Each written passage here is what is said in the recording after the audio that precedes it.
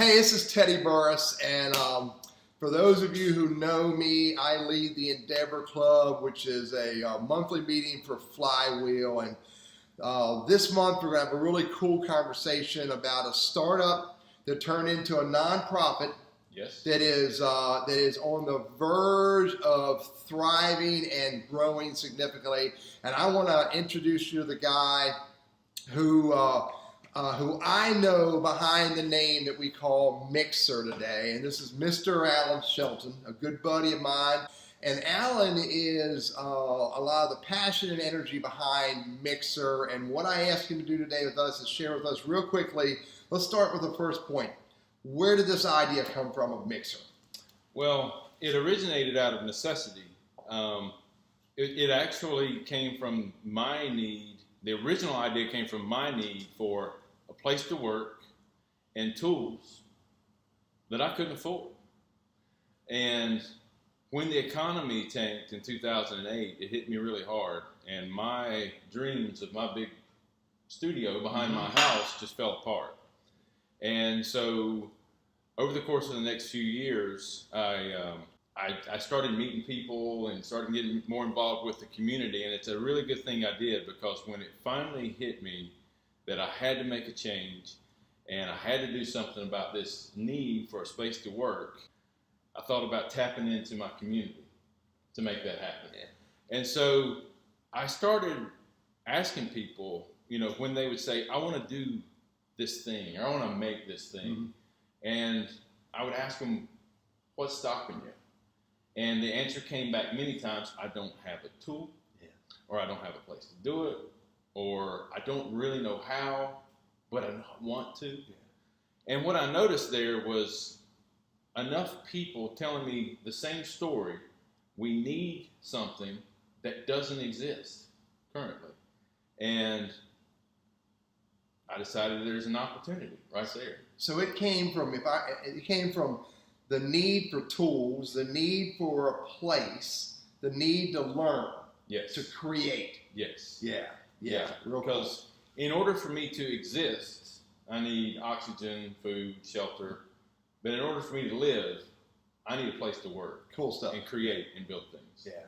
Good. And I know a lot of other people feel the exact same way as I do. And so that plays into the second question that I want to ask you, and that is, why is this important to you? I mean, you could just save up a bunch of money and go buy your own tools and find your own place one day, but that's not what you want to do. You want to create a sharing environment. Yes, the sharing economy is something that's millennials embrace it wholeheartedly, and I guess that was a little bit of the inspiration for Mixer, but. If I worked really hard, I could save up enough money and accumulate a fraction of the tools that I need to build all the things I can imagine. Because I have a very vivid imagination, and I get asked to build some crazy contraptions from time to time.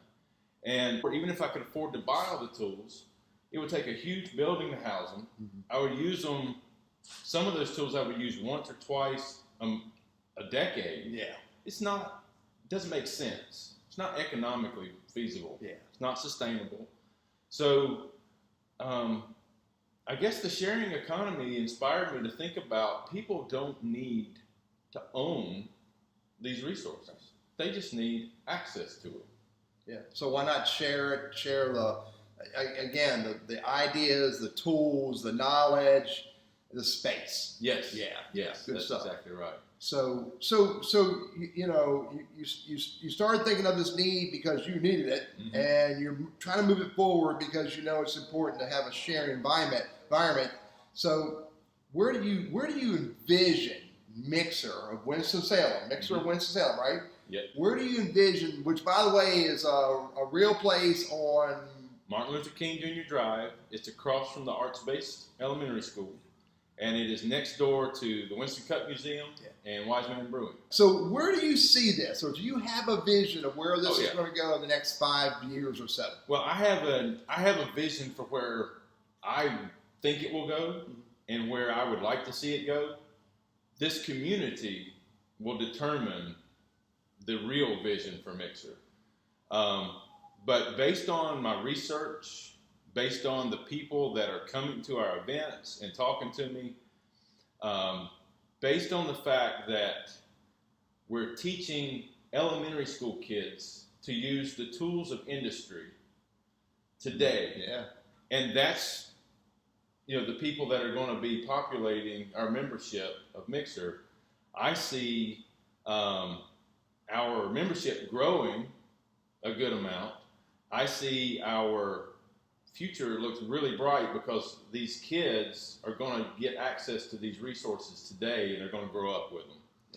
It's not going to be uncommon to them. And I'm also hearing a lot of entrepreneurs and small business owners telling me that, I would really like to make prototypes, but currently we ship that out to somebody else. But our guys have the skills to do that. A lot of small business owners tell me, if I just had access to one of these tools every once in a while, I could completely change the way I do my business. And usually that's bringing the business back more into their control. A lot of times it's not even about making more money. It's about working smarter. It's about having more control over their business, things like that.